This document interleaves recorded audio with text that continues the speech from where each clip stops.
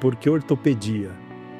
Eu falei pra minha mãe, acho que eu vou fazer ortopedia, eu gosto muito de esportes. E ela falou, mas ortopedista? Vai ser cardiologista, meu filho. Aí eu falei, não, chega, eu vou fazer ortopedia, que era um feeling. É uma coisa que eu tenho um grande prazer de ter estudado. Eu brinco, eu tenho muita sorte de... Eu acho que sorte mesmo, porque eu poderia ter escolhido outro caminho. Mas eu achei uma coisa que eu gostava e eu me divirto no que eu faço. Eu acho que eu tenho sorte nisso. Eu acho que muita gente não tem esse prazer. Eu acho que tem prazer de realizar um trabalho legal, mas eu tenho o prazer de executar uma coisa que me desafia. Eu acordo de manhã e falo, caramba, vou operar um caso legal. Eu nunca sofro, assim, de ter que operar alguém, assim. Eu me preocupo mais em entregar um resultado legal, porque eu gosto de fazer aquilo.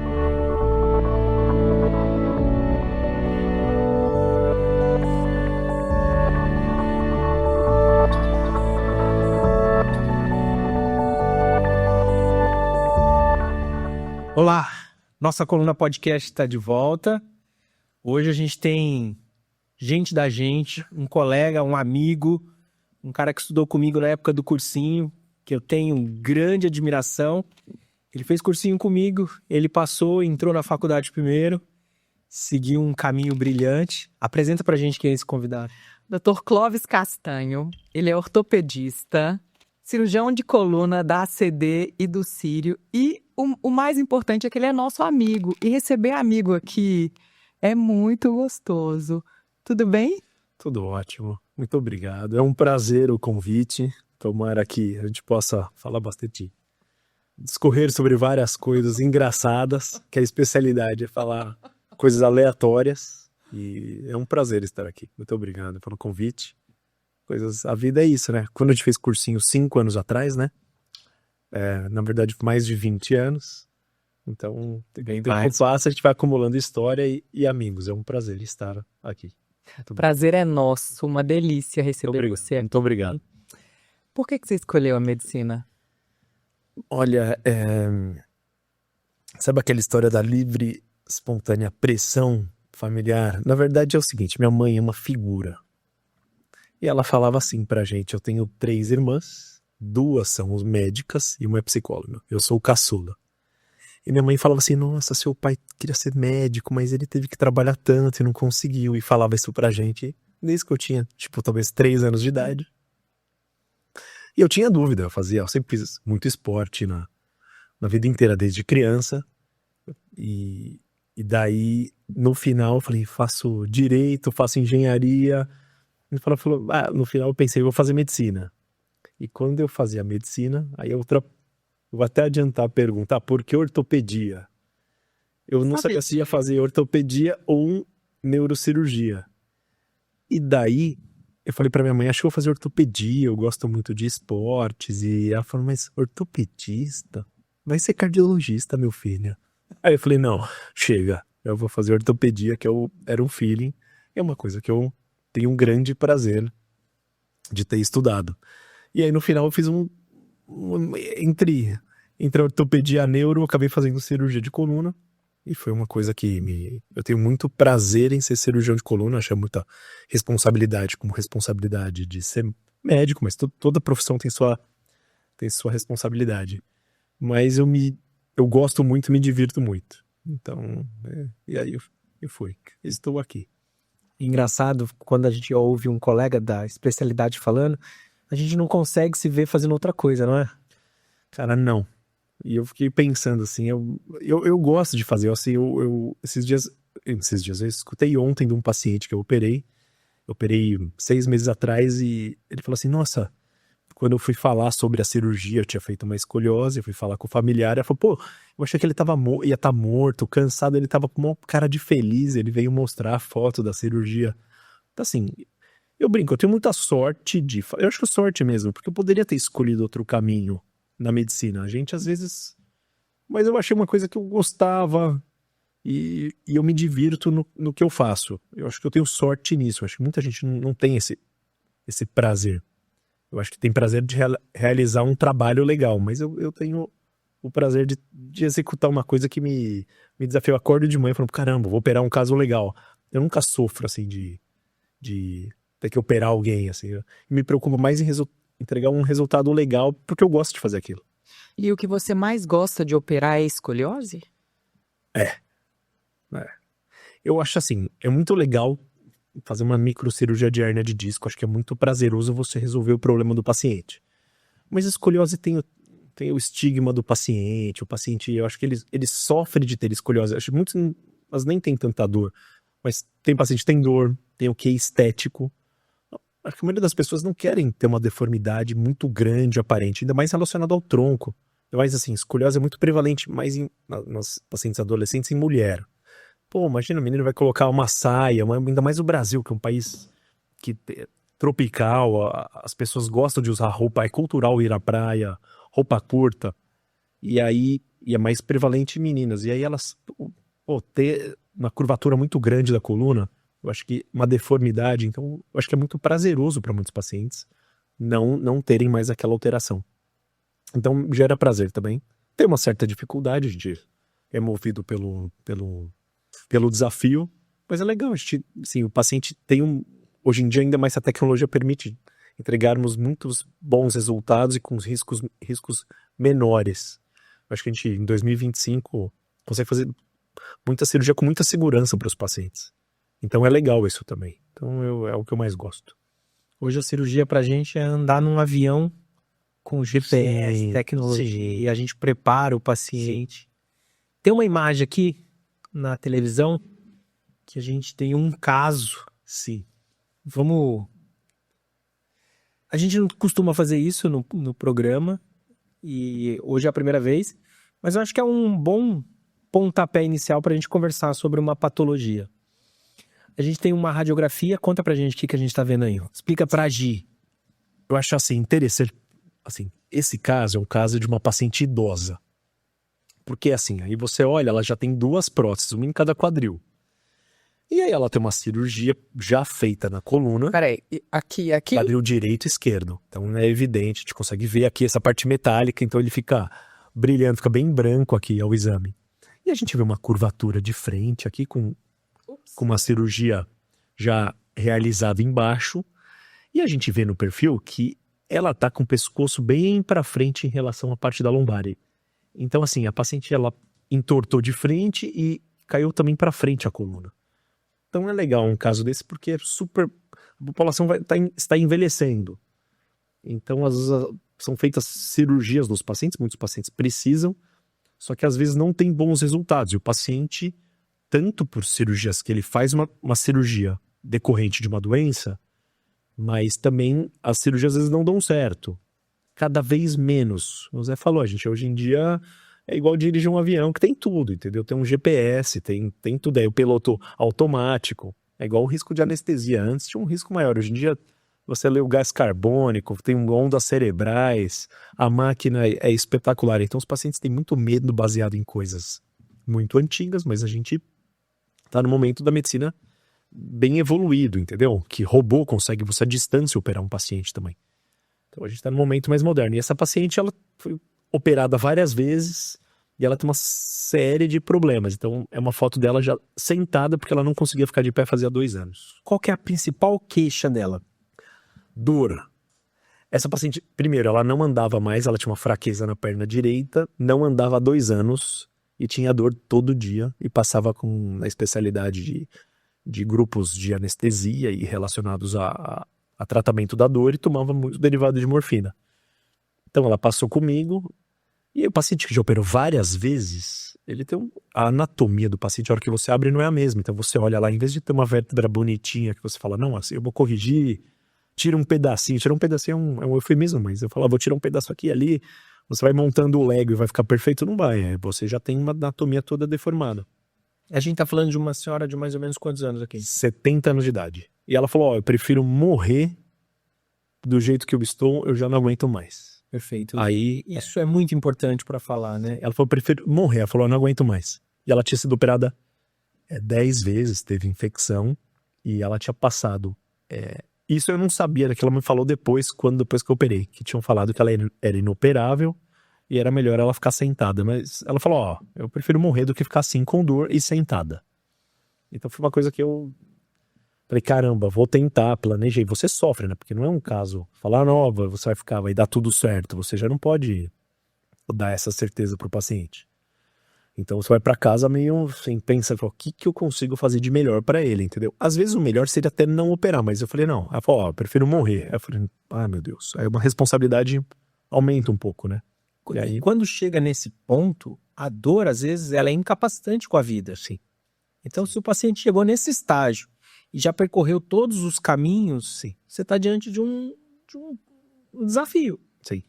Como você se prepara para entrar nessa aeronave e enfrentar essa tempestade? Você pensa em qualidade óssea? Na verdade, assim, primeiro eu queria saber o que ela tinha, porque aqui a gente tem um raio-x, mas aí a gente faz outros exames, vê qualidade óssea, então faz densitometria, aí a coluna já não entra no cálculo, tem que fazer do punho, então tem várias coisas que os pacientes hoje em dia leem na internet, mas não é tão simples. Mas assim, aí você avalia com tomografia, pedaço por pedaço, pede para fazer microcorte, vê se o paciente, não é um corte tomográfico simples, fazer corte fino, ver se tem algum ponto que não grudou. Você faz outras ressonâncias, você faz investigação da parte elétrica das pernas, que é um exame de choquinho para avaliar a função dos nervos. E assim, eu acho que fica faltando algumas coisas. Acho que alguns países têm um preparo melhor. Tem a parte psicológica, que teria que preparar o paciente. Eu acho que a gente fica muito devendo nisso ainda. Porque a gente consegue fazer várias coisas, mas não consegue fazer uma avaliação perfeita de grupo. Eu operei a paciente, a gente no Brasil não é comum fazer isso. Fazer uma avaliação psicológica para ver se ela tinha condição de operar. E a gente assume mais risco e o paciente também assume mais risco, entendeu? Alguns talvez teriam que fazer um trabalho, né, psicológico. Eu avaliei e falei, não, acho que vai dar, entendeu? Senti como que era a paciente. Falei com o marido e falei, olha, não vai ficar uma coluna nova, mas a meta é deixar ela de pé de novo e a gente vê se ela consegue voltar a andar. A gente tem a radiografia do pós-operatório. E sem dor, é isso? E sem dor. E aí, eu fiz a cirurgia que é maior. Assim, essa cirurgia, para explicar, eu demorei 7 horas. Geralmente uma escoliose mais rápida, a gente faz até em 3 horas hoje em dia, mas nesse caso eu demorei 7 horas. E tem os riscos, e tomou 4 bolsas de sangue, então não é uma cirurgia tão simples. Tava grudado em alguns pontos a coluna, eu fiz vários recortes ósseos assim no meio da massa óssea, então você gera até um estresse, porque existe um risco até de fraqueza na hora, então você fica muito tenso e muito atento à cirurgia. E daí eu consegui fazer a cirurgia, corrigir bastante. Eu fiz esse caso assim, a gente faz um recorte ósseo que eu fiz uns 10. Então sangra mais. O que é esse recorte ósseo? É uma osteotomia, você tira um pedaço da vértebra. Só que quando o paciente já foi operado, é um pedaço de osso na tua frente com a medula dentro. Você não enxerga mais a coluna, a anatomia que é mais fácil, igual você pega um paciente que é virgem a coluna, você enxerga mais, sabe onde você faz os recortes. Aí não, aí eu tenho que olhar, ver onde que é, achar que é ali que eu vou entrar e tentar identificar e adivinhar. Então é uma cirurgia que dá mais trabalho. Até o Zé me deu aqui assim, mostrando, quando a gente vai operar, aqui é fácil, você enxerga uma vértebra, enxerga outra, e aí você enxerga atrás os elementos posteriores da coluna, enxerga as articulações, enxerga tudo. E aí assim, você vê tudo. Na hora que você vai operar o paciente desse, é uma massa óssea única. Então você fala, meu Deus, você tenta identificar mais ou menos e partir daquilo que você acha que era uma vértebra. Óbvio que a gente tem a radioscopia e também, hoje em dia, tem tomografia intraoperatória. Mas assim, não dá para demorar horas no paciente, senão também aumenta muito o risco. Aqui você fez uma escolha de via só posterior. Eu fiz só posterior, porque ela tinha sido operada, e aí já várias vezes. Eu achei que era ir só pra frente não ia adiantar nada. Eu teria que soltar toda a parte anterior primeiro. Então eu fiz só posterior a via. Poderia ter feito posterior, tirado um pedaço da vértebra na frente, mas assim, muito risco. Começa aquela medição também da área médica. Riscos e benefícios. Então a meta era falar, vou ver se eu consigo deixar a paciente de pé de novo. E ela tinha pontos ali na coluna que não estavam grudados, artrodesados, que a gente fala, né? Depois de 10 cirurgias, depois de 6, 7 anos operando. A gente fala que avaliar a imagem numa sala, sentado com ar-condicionado, é muito fácil. Eu faria isso, aquilo.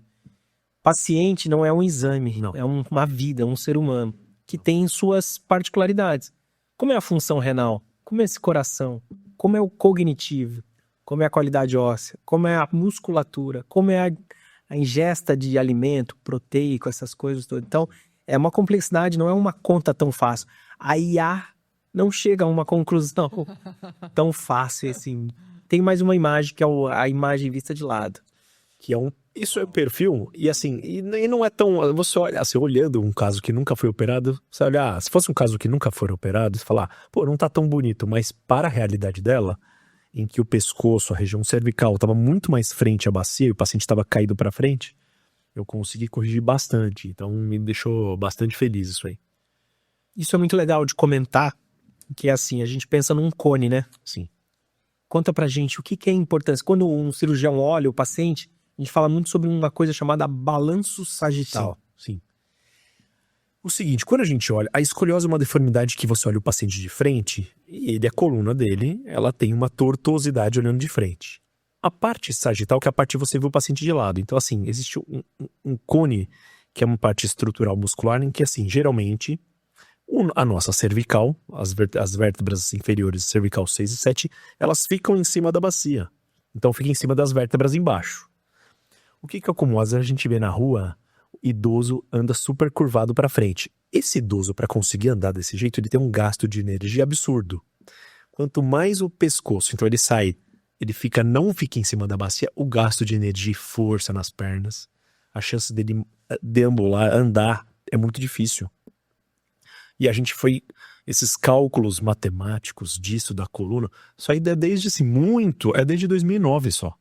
Então, muita cirurgia não levavam esses cálculos em consideração e os pacientes sofriam muito, assim. Então, tem muita cirurgia. Hoje em dia, nós nos baseamos em vários pontos, que é ver o paciente, você corrigir ele de frente e tenta deixar o mais perto, que é a parte cervical, em cima da bacia. Parece simples e óbvio, mas não é. Com o envelhecimento, os pacientes entortam muito e a gente vai ver a população cada vez mais. Aquela história, minha bisavó era corcundinha para frente. Para ela ficar de pé, gasta energia. Então, a meta é no futuro, menos possível esses pacientes ficarem tão curvados desse jeito. Isso aí é uma coisa para se descobrir, entendeu? Falta muita ciência ainda na medicina, né? E essas doenças são interessantes porque elas podem ser adquiridas. Então, veio uma deformidadezinha lá no passado, uma escoliose, que já foi muito discutida aqui. A gente já teve o Rossato, já teve o Rodrigo Amaral, o Benítez chegou aqui e comentou também.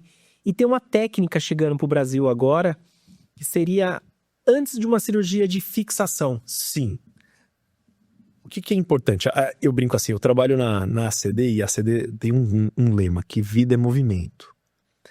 Essas cirurgias de correção da escoliose, o paciente ele vai entortando, ele mais velho ia ficar provavelmente com uma perda de mobilidade, porque ele vai entortando muito e o corpo tenta restringir um pouco essa curvatura. As cirurgias que nós fazemos, nós travamos, a gente gruda as vértebras. Você corrige o paciente, mas ele fica mais durinho, bem mais.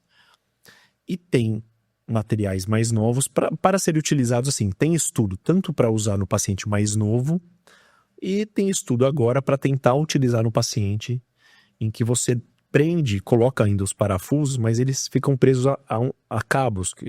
E o nome dessa técnica chama tethering, que é uma tradução, seria uma técnica em que você preserva a mobilidade e ficaria preso a cordas. Então, você mantém a mobilidade da coluna desse paciente. Então, a meta é você não travar tanto o paciente. Então, você não vai artrodesar, não vai grudar a coluna inteira. Então, isso é o futuro, né? Tem muito estudo para crianças menores, então elas começam a entortar de 30 a 60, 70 graus, mas crianças mais novinhas, até uns 12, 13 anos, e você usa isso. Mas também tem para você uma hipótese de você utilizar em crianças e adolescentes mais velhos e pessoas que são tipo atletas, por exemplo. Então você faria uma cirurgia em que ele mantém a mobilidade. E esses materiais hoje em dia existem, são feitos nos Estados Unidos, é feito em alguns países da Europa, em Singapura, e funciona, é bem legal essa técnica. Tem toda uma demanda de aprendizado, mas a gente no Brasil está engatinhando nisso aí ainda. Então tem e tem aquela história, como toda técnica nova tem que passar as agências regulatórias, o convênio tem que liberar, mas é uma técnica espetacular para uso, precisa de muito treinamento de cirurgiões, mas é uma medida nova, assim. Então a gente é uma revolução, em parte, na cirurgia. É o que há de melhor que a gente tem hoje, é essa técnica. Assim, para crianças pequenas, eu acho que crianças pequenas, Porque tem todo um uso de idade óssea. Então, sabe aquela história? Vou ver a idade óssea do meu filho. Você tem um uso certinho na idade óssea, que o ideal seria colocar em pacientes que estão crescendo ainda. Mas começaram vários estudos em adolescentes que já não vão crescer mais. Mas você tenta utilizar essa técnica preservando o movimento. Então você perde menos movimento possível. Porque a cirurgia de escoliose, você perde o movimento. Então seria uma coisa assim, eu falo, não é que é o de melhor, mas é um rumo que a gente vai tomar no futuro. Óbvio que toda técnica tem os seus riscos e benefícios. Então ela já está até numa terceira geração nesses países de material. E aí antes tinha mais quebra, agora tem menos. Descobrir quando usar. Então assim, a gente acha que talvez seja melhor usar muito em cirurgias na região lombar, em que é onde a perda de movimento do lombar é muito... A lombar é a parte embaixo da coluna. Essa região é a região torácica e a cervical é a região do pescoço. Na lombar, nos pacientes mais velhos, seria talvez de muito uso. Então, talvez no futuro a gente tenha paciente que tem 50 anos e faz essa técnica. O desafio nosso da medicina é tentar trazer alguma técnica que seja resolutiva com a menor agressão possível. Sim. E preservando o movimento. Exato. E quando a gente falava de hérnia de disco no passado, muitas vezes o paciente acabava migrações, acabava ganhando uma cirurgia de fixação, que é a artrodese. Sim. Hoje, com o advento da endoscopia, a gente acessa por um portalzinho pequenininho, tira, o paciente vai embora. Então, a técnica de não realizar a fixação artrodese talvez é esse promissor de uma técnica mínima com resultado. E assim, eu acho que nós estamos em outro momento da cirurgia de coluna. Eu acho que, assim, por exemplo, as cirurgias por vídeo que nós fazemos. Os pacientes idosos antes falavam, vou operar sua coluna. Ele sumia do consultório. Sumia. Você falava, o cara sentiu uma qualidade de vida péssima, ficava manco alguns. Tem paciente que não andava, ficava sem andar, entendeu? Porque vai comprimindo o cano medular, principalmente em idoso. Hoje em dia, assim, eu operei faz 2 semanas, uma senhora de 90 anos. Uau. Ela falou, não, Clóvis, eu cansei, sabe, tratando há muito tempo. Fiz uma cirurgia numa senhora de 90 anos de idade. Porque o risco é menor. Então, assim, a medicina, ela vai andando pra frente. A gente não pode ter medo. Existe essa parte dessa progressista da medicina. A gente pode ter medo, mas, assim, sempre tem que ter um pé atrás. Mas, assim, a meta é sempre 2 pra frente. E a gente tem que ponderar uma coisa chamada, que a gente fala muito no programa e a Gi adora, qualidade de vida.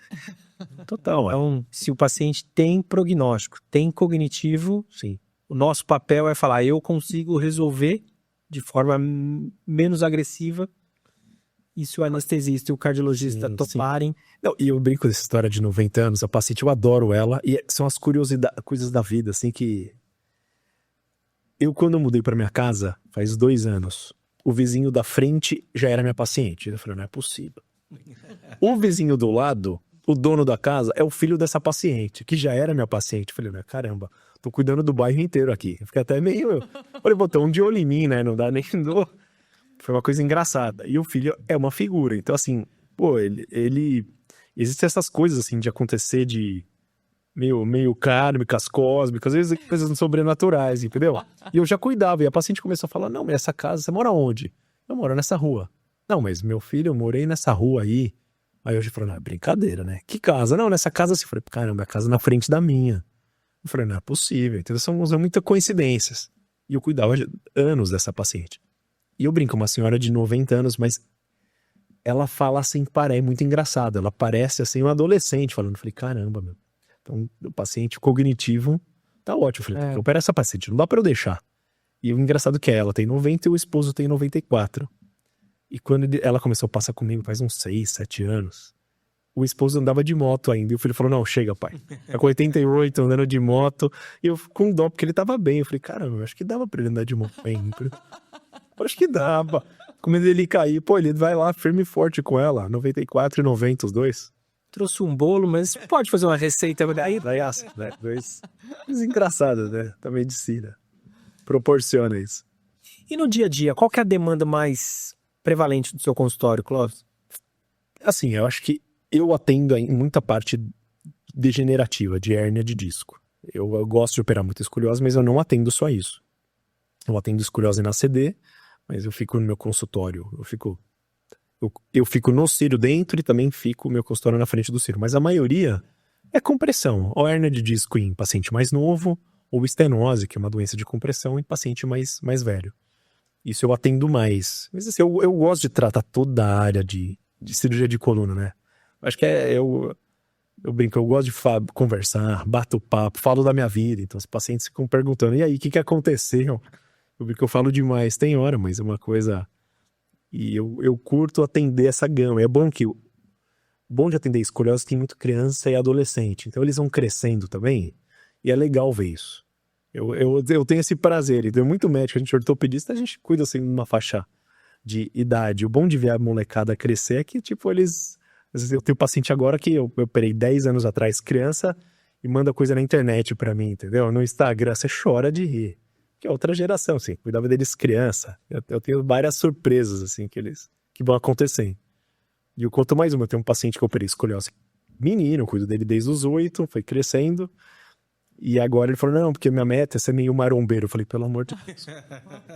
Pelo amor de Deus, não vai fazer nada com essa cirurgia. Ele falou, não, eu só quero pesar uns 100 quilos. Eu falei, não, pelo amor de Deus, cara. A gente sofre também. Você tem que dar bronca, né? Aí o pai, tá vendo? Você tem que dar bronca nele.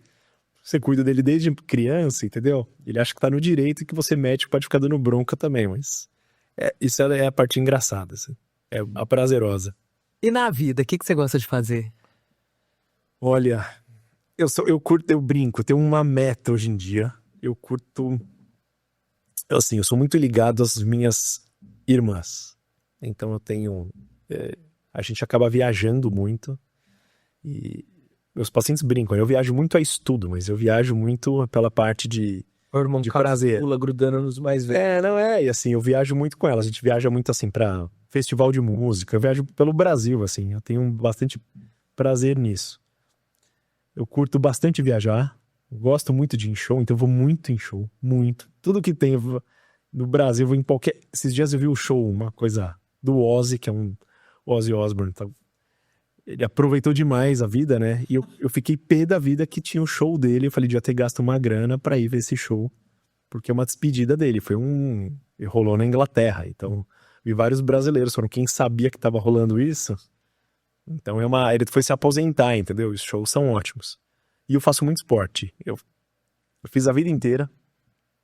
Eu nadei igual, que eu sei que eu nadava mais novo. Ele nadava. Eu nadava.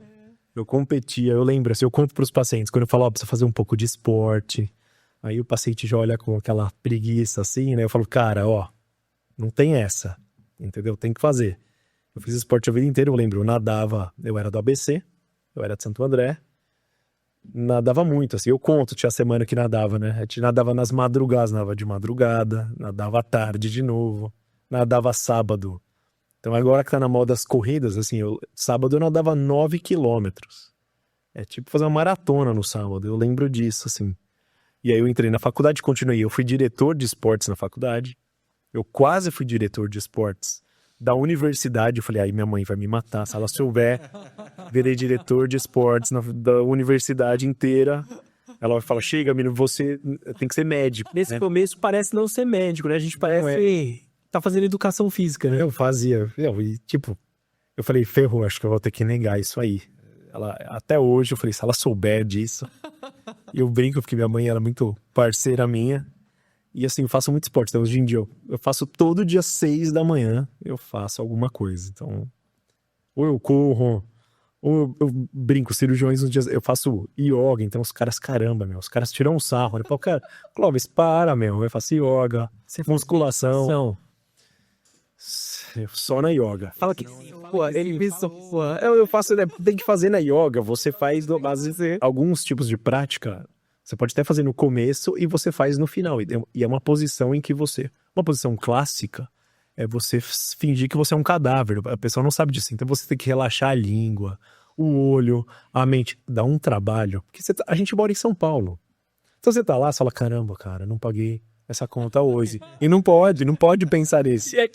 E essa posição, dizem que quando depois que você faz a prática e você fica nessa posição, é a hora que toda a sua prática volta pra você nessa posição, entendeu? Então você tem que estar lá relaxado, não é qualquer coisa. Não, e dá trabalho isso. Porque você, não vou pensar em nada. Eu falo, cara, eu não posso pensar, calma. Aí você começa, aí Esses dias eu faço yoga um dia da semana em casa. E é assim, no verão, aí começou o pernilongo. Bzzz, aí você não pode se mexer.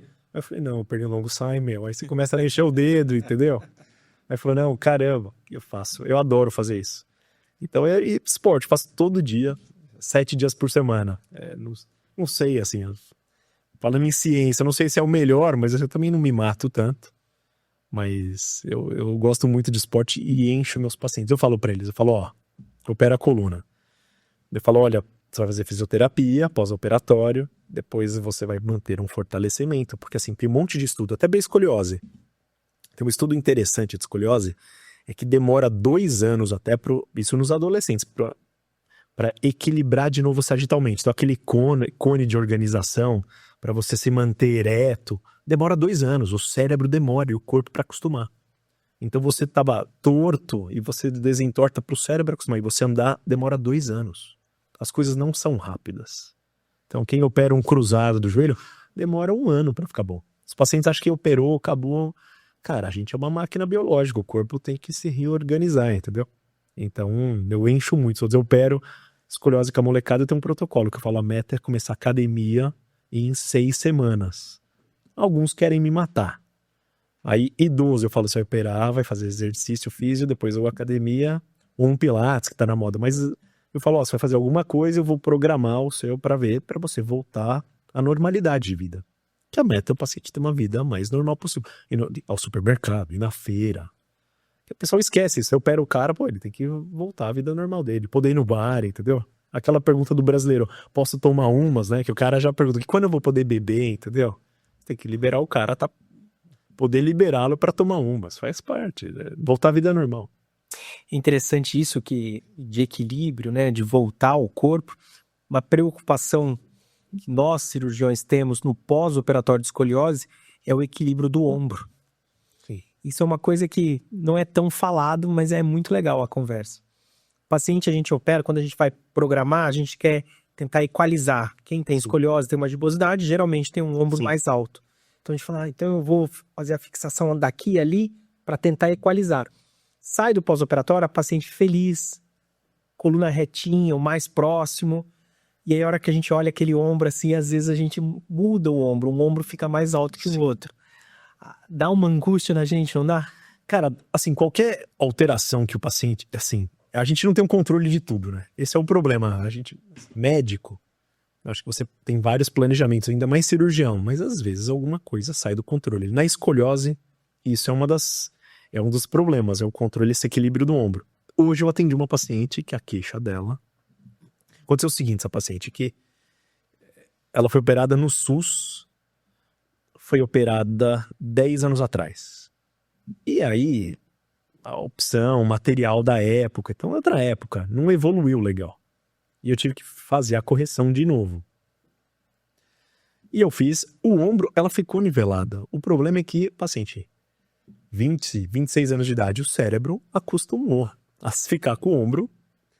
E aí eu arrumei tudo, deixei, tá lindo no raio-x. Ela falou, Clóvis, alguma coisa tá estranha com o meu ombro. Ela acostumou que o ombro dela, só que assim, aí você olha a escápula faz parte da composição do ombro. Tem um húmero e o osso atrás aqui é a escápula. Ela estranha. Falei, ó, primeira coisa, tá tudo bem com você. Porque o paciente, ele acha que tá estranho e falou, tá tudo certo, calma que vai demorar um tempo pra você ficar bem. E aí ela falou, também aqui assim na lombar, do lado que eu estiquei, que ela era torta pro lado, ela era totalmente caída. E aí ela falei, calma também, que a musculatura tem todo o seu cérebro vai reorganizar, entendeu? Calma. Falei, tá tudo lindo, porque eles vêm na consulta falando, será que o raio-x tá achando que tem algum problema? Se tem algum parafuso que a gente colocou que tá com problema? Não é isso, é que o corpo teve que se reorganizar, não é tão fácil. E eu conto uma coisa da minha vida, eu tenho uma placa de fêmur, mas eu falo para os pacientes, tem muita gente, tem paciente meu que sabe que eu falo olha, eu também sou paciente ortopédico, eu tive um problema, eu tive um tumor ortopédico 10 anos atrás. E aí eu tenho uma placa de fêmur, eu fui operado, que me operou foi o Marcelo Tadeu Caeiro, que é um dos chefes da oncologia ortopédica lá da USP. Ele era meu ex-professor e ele me operou e eu ganhei uma placa de fêmur, fiz uma cirurgia. E assim, eu fiquei 2 anos com o músculo da minha coxa lateral afundado. Que tipo histológico era? E eu tive um condrosarcoma. Existe assim, muitos tumores ortopédicos, alguns são até metástase, quem tem tumor na coluna, então metástase é uma das complicações. Eu tive um tumor primário, que é um condrosarcoma. E como que eu descobri, assim, coisas da vida que aconteceram comigo, assim, tem umas coisas meio... Eu não sou um cara tão religioso, assim, mas tem algumas explicações que eu não sei dizer. Anos antes eu tinha rompido o cruzado, brincando com os amigos, jogando basquete, rompi o cruzado do joelho direito. Passaram-se anos, eu tava no parque, correndo, então do 5º pro 6º quilômetro, eu lembro disso, eu começava a ter uma dor posterior no joelho. Falei, mas eu nunca tive isso, caramba. Eu já trabalhava na época lá no Sírio-Libanês, atendi no dia de manhã, falei, acho que vou fazer uma ressonância hoje. Falei, tá estranho. Tava na ressonância. E, coincidentemente, quem era o chefe da radiologia no dia que ia laudar meu exame era um cara que também era do HC e tinha jogado na faculdade comigo. Na época eu nadava, jogava polo aquático, o cara jogava comigo e eu lá na ressonância. Aí os caras começaram, os funcionários. Olha, doutor, o Hugo pediu pra fazer contraste. Aí começa. Aí eu falei, caramba, mano. Eu falei, acho que deve estar tudo machucado o meu joelho. Aí, não, agora mais pra cima. Agora espera mais um pouco. Eu fiquei 2 horas fazendo ressonância.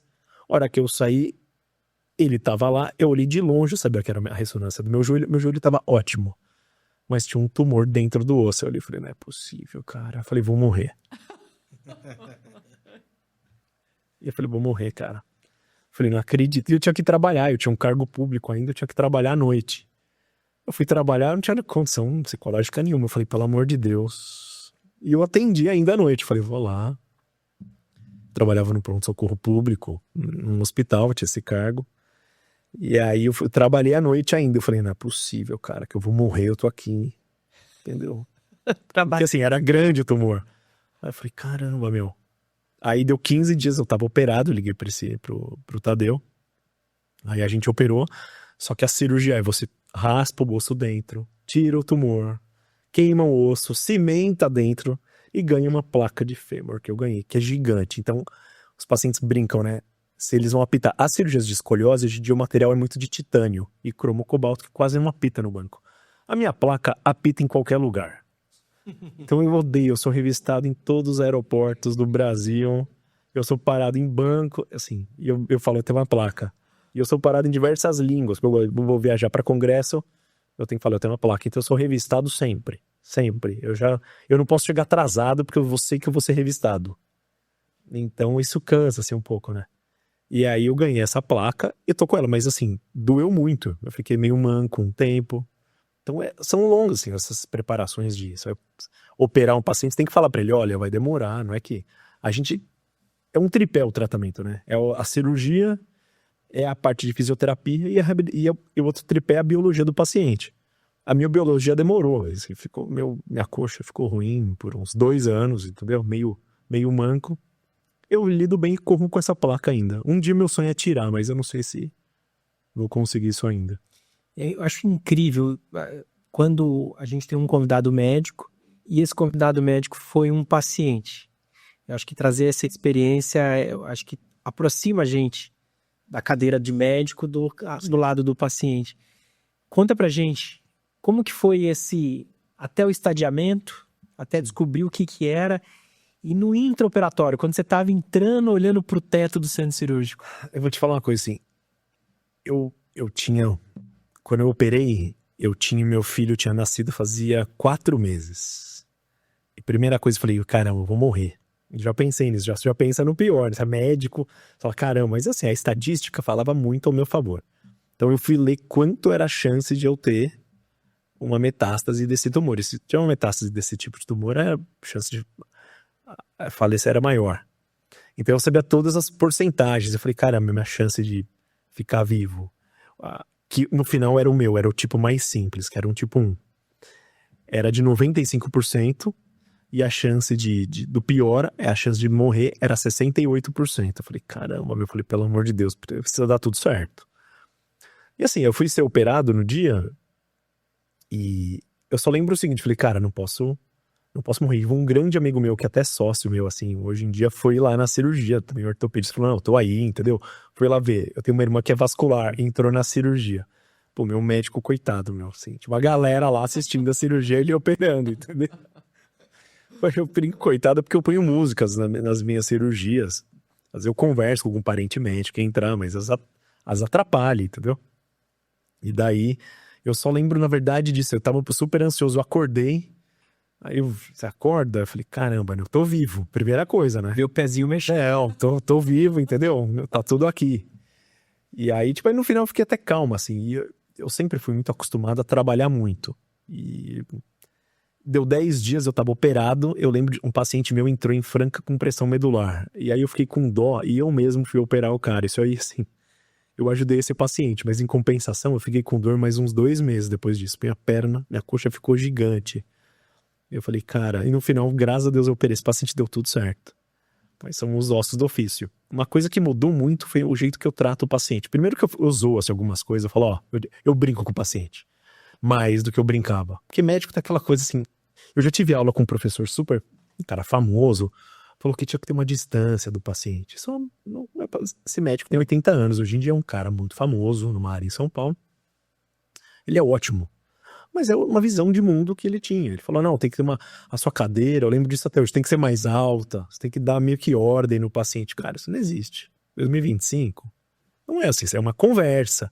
Você não fala com criança, entendeu? O paciente, olha, suas chances são essas, acho que vai dar certo, o melhor caminho é esse. Eu acho que o médico que impõe as coisas, eu acho que ele tá fora da realidade no momento atual. Mas acho que o paciente faz parte escutar a gente também, entendeu? Mas muito paciente não quer, tem uns que refutam tudo e tem outros que são super paternalistas, né? Mas assim, voltando, eu gosto de falar isso porque eu fui percebendo essas coisas. Mas mudou o jeito de eu tratar e oferecer pro paciente. Falar, olha, acho que tem que operar porque eu acho isso. Tem toda a parte científica, mas tem o feeling que você tem com o paciente. Eu acho que meu feeling mudou, o jeito que eu trato. Falo, olha, acho a melhor opção para você é essa. Tem profissionais da nossa área que não concordam comigo. Eu converso com o paciente de um jeito que eu acho que não é tão trivial. Eu abro muito para decisões do paciente. Às vezes eu não sei se seria a melhor opção, mas eu gosto de dar opção. Mas é a sua opção, né? Não, sim. Mas eu gosto de falar na boa, falar, ó, eu acho que melhor assim, assim, assim. O plano pra você eu acho que é esse. Tem cara que fala, olha, eu faço isso. O plano é esse. Não, eu acho, ó, do jeito que você tá, eu acho melhor partir pra esse lado, acho que melhor medicar desse jeito. Não sei se eu acho que é o correto no ponto de vista meu, pra mim que eu fui operado, entendeu? Eu fui escutar outra opinião de outro médico. Eu acho que mudou nisso, eu acho que eu escuto mais. E eu sei que o cara, tá sofrendo lá. Fala, vou operar o cara, o paciente tá desesperado. Eu falei, achei que eu ia morrer, entendeu? Falei, caramba, vou morrer. O cara também, ele pensa, óbvio que vai fazer uma microcirurgia de coluna, o cara escuta, não, porque meu tio em 1993 operou, pô, na época era outra tecnologia, entendeu? Ele tá com aquela sensação que ele vai morrer fazendo uma microcirurgia. E é o que a gente escuta hoje em dia, né, Zé? Eu já operei paciente, o cara fala, minha mãe falou que você não me operou. Esse furo é muito pequenininho esse furo aí. Cirurgia de essa hérnia que você fez aí, não sei não. Eu falei, mas você melhorou? Ele falou, não, melhorei. Não, então tá bom. Porque falou, cirurgia de coluna não é assim, é um cortão. As primeiras cirurgias endoscópicas que eu fiz foi em 98. E aí, o paciente... 2008. O paciente chegou com um pedido do médico achando que a cirurgia tinha sido uma cirurgia espírita. Ah, mentira! Do INSS. Não existe isso. Cirurgia para menos de 1 centímetro. Aí eu tive que mostrar o anátomo patológico, a imagem da escopia. Então, é uma evolução, é até mostrar, né? Eu acho que é um aprendizado. Isso é legal da medicina, né? Assim. E você como vida, assim, com o diagnóstico, muda mesmo aí? Essa sensação de estar vivo? Exato. Eu acho que assim, eu acho que eu sempre, eu sou um cara que, tipo, acho que em casa, meu pai é um cara muito feliz, assim. Meu pai tem 84 anos, sou fã dele, entendeu? Sou fã dos meus pais. A gente vê a vida muito de um jeito meio leve, assim, um jeito em casa, não tem muito peso. Eu acho que não mudou tanto porque eu tenho essa vida, assim, nunca levei muito peso nas coisas. Eu tenho a responsabilidade, tenho meu trabalho, mas é uma vida só, entendeu? Eu acho que eu gosto de desfrutar. A gente mora Eu acho que num país que tem um monte de dificuldade, mas ele é espetacular em outras coisas, entendeu? E acho que eu não gosto de gente muito pessimismo, entendeu? Nem falando mal tanto do nosso país, falando, Brasil tá assim, sabe? Eu acho que não, eu vejo a vida com muita leveza. É uma coisa que eu levo. Então, no final não mudou tanto, porque acho que eu já via a vida assim. A única coisa que eu conto, assim, eu fiz uma e-mail pro meu filho, escrevi, falando, caramba, se eu morrer... A única coisa que eu operei pensando que eu não poderia morrer, porque eu tenho 2 crianças, entendeu? Eu acho que a meta nossa é sempre ficar vivo. Mas não mudou tanto nisso. Acho que mudou com o paciente, que eu entendo, assim, acho que esse feeling do cara, que ele vai passar pelo momento cirúrgico, é um sofrimento para alguns. Mas ele nem sabe, é uma coisa tão simples, algumas cirurgias, ele tá achando que ele vai passar por um périplo absurdo, entendeu? Acho que a gente tem que tentar só também transmitir leveza para os pacientes. Então, Sabe, gente que entendeu a vida? O Clóvis leva a vida... É sério! Ele tem essa visão, assim, de vida, sabe? E aí é muito mais fácil quando a gente tem problemas e dificuldades de passar por isso. Eu acho que aquela frase clichê, eu acho que é muito verdadeiro. Da gente olhar o copo. Ou meio cheio, ou meio vazio. Então, eu acho que a gente tem os desafios, os problemas pessoais. Tá bom, a gente tem que enfrentar. Qual é a melhor forma de enfrentar? E vamos pra cima. eu concordo. A frase do Simba, né? Dar a risada na hora do perigo e encarar. Assim, Acho que é. eu sou um cara otimista. Eu lembro, eu era de uma equipe no começo e tinha um cirurgião que falava, nossa, Clóvis, é bom ter você aqui porque você é o cara otimista, entendeu? Na cirurgia. Cara, eu nunca entro achando que vai dar errado. Eu tenho um plano, entendeu? E a meta é chegar naquele plano, entendeu? A gente estuda pra isso, treina pra isso. Acho que você não pode ter metas absurdas, entendeu? Tipo, essa paciente que a gente mostrou, cara, a meta era voltar a ficar de pé. Você fala, pô, poderia deixar um raio-x lindo, parecendo, entendeu? E ter 1 milhão de complicações lá na cirurgia pra ela nunca mais andar também. Eu não pude ter erros dentro da cirurgia de machucar a inervação dela. Então minha preocupação era grande. Óbvio que o raio-x, se eu machuco alguma coisa, às vezes eu consigo até uma correção melhor, mas eu não posso fazer isso. Mas é importante, eu acho que eu gosto de ver a vida no copo meio cheio. É uma coisa assim, não sei se é bom. Tem um monte de filosofia em relação a isso, né? Mas é bom ter o otimista. Geralmente eu que sou otimista na sala. Eu tenho assistente que os caras, o cara tá com medo. É bom, eu vejo a vida assim e eu prefiro. Esse estilo de vida é agregador. É gostoso ficar do lado de pessoas assim. Isso é muito gratificante. Deve ser muito bom ser seu paciente também. Porque tem essa experiência de uma vida incrível e uma pessoa que tá ali pra levantar, não pra derrubar. Não, eu espero que a gente, assim, tem uma brincadeira que também o paciente é muito reflexo, ele tem uma identificação com o médico, né? Eu tenho um paciente que fala, não gosta do meu jeito, eu falo, sei lá, bastante, eu tenho um otimismo. Tem cara que vai lá pra falar, não sei, vai dar tudo errado, mas tem cara, acho que tem um público pra tudo. Mas eu gosto de falar do jeito que eu vivo, que eu sinto, que eu penso, entendeu?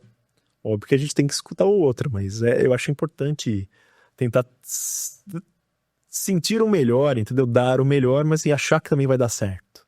Não é minha... Tipo isso, eu tive um tumor, foi tipo mais simples, entendeu? Eu falei, não, vai estar tudo certo. O único momento na vida que eu fiquei com medo, deu tudo certo pra mim também, entendeu? Era o mais simples, a chance de eu morrer era o menor que tinha. Deu tudo certo pra mim.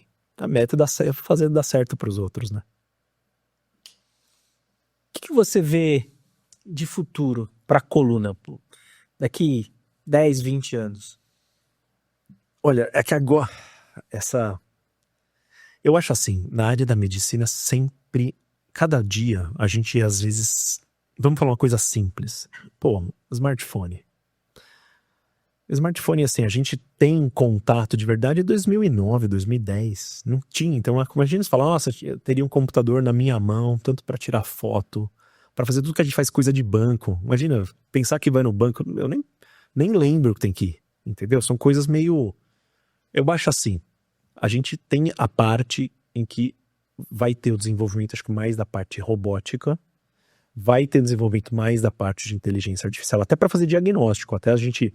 O bom que da nossa área, mas mesmo assim, a gente talvez cruze mais informações que o paciente fale para chegar em diagnósticos mais precisos. Eu acho que vai ter isso.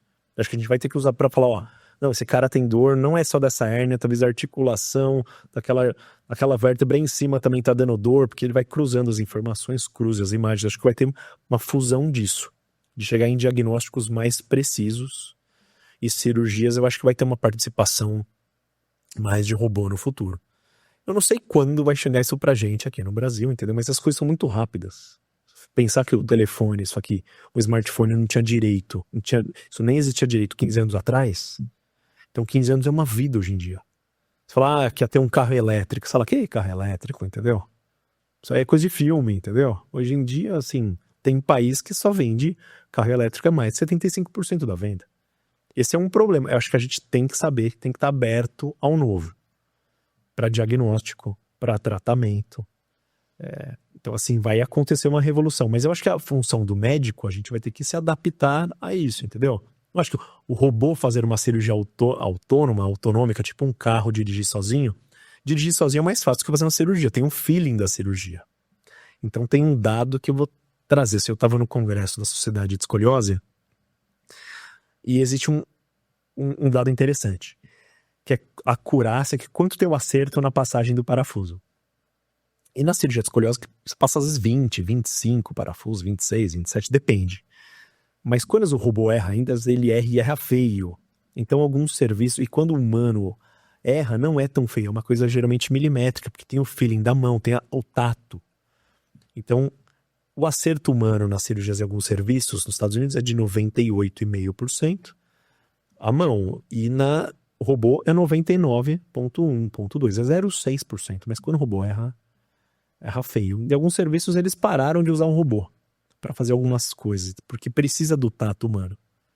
Então, assim, a sensibilidade da mão. Talvez no robô no futuro tenha essa sensibilidade, mas algumas cirurgias precisam às vezes, empurrar o paciente, entendeu? O robô talvez ele não tenha tantos braços quanto a gente tem lá o traquejo na hora. Então é que nem pensar ver um robô jogando futebol, não dá. E talvez daqui 50 anos, fala, caramba, eu quero ver o campeonato de robô jogando, entendeu? Esquece a seleção brasileira. Eu quero ver o campeonato de robôs, mas agora falta muito ainda. Eu acho que para cirurgias ultra delicadas, as cirurgias ortopédicas, o paciente mexe, a gente mexe muito nele. É diferente de uma coisa estática, tipo próstata, que é utilizado robô, tá parado a próstata ali. Ela não fica, sobe, desce, vai para direita, esquerda, ela não vai. Então esse desafio é grande, sabe? Para conseguir operar uma coisa estática versus uma coisa em movimento, demora muito. E tem o feeling também, né? O robô não tem um feeling nenhum, então... Mas eu acho que vai ter muito isso. Eu acho que é inegável, não adianta falar, não vai rolar. Vai. Você acha que ele vai substituir? Eu acho que substituir a gente, eu acho que não. Não nos próximos 50 anos. Agora, se o mundo existir em 50 anos, é que é muito tempo de previsão, 50 anos. Eu acho que vai ter cirurgias simples que os robôs vão fazer. Vai ter. Algumas outras eu acho que vai ter que ter um médico junto lá, falando, não, peraí, não tá certo isso aqui. Vai achar que o diagnóstico um robô errou.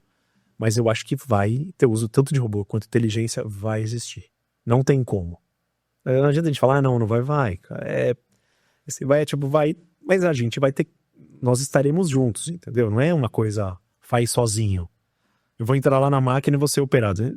Até isso, até o ser humano confiar nessa indicação, vai ter que ter muita conversa, entendeu? Tem como operar um paciente não é tão simples. Você fala, vou operar você. Não é que o cara vai operar amanhã. Ele discute, ele vai em outro médico, ele discute com a família, entendeu? Imagina ele decidindo com um robô indicando a cirurgia dele. Eu acho muito difícil.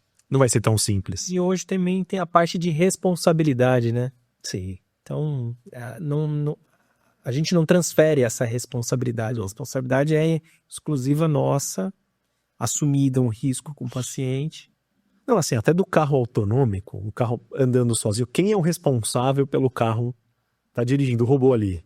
É a Tesla que é o responsável? É o responsável, é o cara que comprou, é o responsável? É a empresa que fez o software, o responsável? Se ele atropelar alguém. Então não é tão simples assim. As coisas estão... Quem é o responsável por aquilo? Então tem toda essa discussão. Mas eu acho que a gente vai se adaptar. São tempos novos, entendeu? Para tudo. Eu acho que as coisas vão acontecendo e a gente faz parte. O médico também tem que se preparar, entendeu? Vai ter que ser muito bem preparado para isso. E são coisas que vão acontecer. Mas é o futuro, né? Tem muita coisa. Gi, Gente da gente. Isso, né? A gente adora quando a gente recebe amigo aqui de verdade. Muito obrigado, é um prazer estar. Cláudio, quero te agradecer. Obrigado demais por ter disponibilizado a tua agenda aí, tua correria. Foi um prazer, é um prazer. A gente tá tarde gravando, amanhã ele vai acordar cedo pra treinar, ele prometeu isso pra gente. Eu marquei 6h10 da manhã. Vai correr? O que é amanhã? E outro? Amanhã é só treino de musculação normal, yoga é quinta-feira e corrida sexta de novo. Quem tá em casa, quer acessar redes sociais, consultório, como que faz pra achar o Dr. Clóvis? O meu consulto, a rede social é clovis.castanho. Eu tenho Instagram e Facebook. A minha clínica chama Clínica Movide e a gente fica em frente ao Sírio-Libanês. Então também tem na internet é o @Clínica Movite. E tem meu site também, que eu uso pouco, né? Existe ainda, né? A gente esquece. Eu tenho um site, a internet, que é drcloviscastanho.com.br, mas eu vou te falar, nem eu entro, entendeu? Nem ele lembra. São as tecnologias, né? A gente esquece que algumas coisas existem. Mas ele tá lá. Então, precisa ser atualizado um pouco. Mas quem quiser também manda mensagem. O Instagram é aberto hoje em dia, então dá pra mandar. Tem paciente que manda, doutor, como que passo com você? Só você não deixando um telegrama já é Não, essa obra a gente, os pacientes não sabem, mas nós médicos recebemos das operadoras telegramas. Então o Brasil, ele é bem interessante. Nós recebemos, os médicos, talvez só a gente receba telegrama hoje em dia. Verdade. Não sabia dessa. As operadoras mandam. Obrigado de coração. É um prazer. Bora pra próxima. Eu acho que conversa fantástica. Eu acho Prazer. elucidativa. Parabéns pelo caso. Isso. Eu acho que enfrentar um desafio de uma cirurgia que já foram operado várias vezes não é pra qualquer um. Parabéns mesmo. Muito bonito o caso. Muito obrigado. Muito obrigado. Agradeço a presença também. Foi um prazer estar com vocês aqui. Gi, Bora? bora pra próxima? Pessoal, conversa rica. Um médico da gente, um ser humano incrível e um paciente que foi diagnosticado com um problema que poderia ser muito sério e graças a Deus, depois de 10 anos a gente pode dizer que ele é um sobrevivente. Obrigado por você que ficou até agora assistindo. Se esse programa foi importante, se você achou que alguma coisa vale a pena para alguém que você conheça, divulgue, vamos levar a informação para frente e bora pro próximo programa. Até o próximo episódio.